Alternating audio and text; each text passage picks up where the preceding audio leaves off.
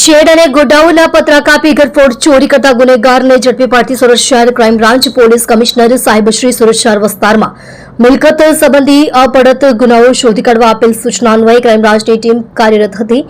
ગઈ તારીખ 20/9/2025ના રોજ રાત્રિના સમયે નાની વેડ અંબાજી મંદિર સામે આવેલ વાડીમાં બનાવેલ પતરાના જુદા જુદા 5 ગોડાઉનના શેડના પતરા કાપી દરેક દુકાનમાંથી કુલ રોકડા રૂપિયા 1,73,000 તથા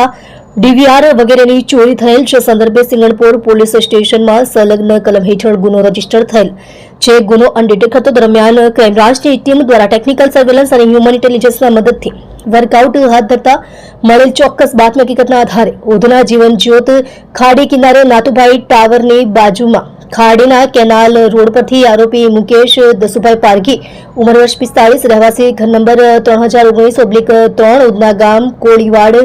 મહેશભાઈ જગદીશભાઈ ચૌહાણના મકાનમાં ભાડેથી ઉધના સુરત તથા અરવિંદભાઈ મંગાભાઈ ભેદી ઉંમર વર્ષ 22 રહેવાસી મથુભાઈ ટાવર પાછળ ખાડીના કેનાલ રોડથી લાલીનગર સોસાયટીના કાલિકા માતાના મંદિરની બાજુમાં ખુલ્લા મેદાનમાં ઝૂંપડામાં નાઓને નીચે જણાવ્યા મુજબના મુદ્દામાલ સાથે ઝડપી પાડેલ છે।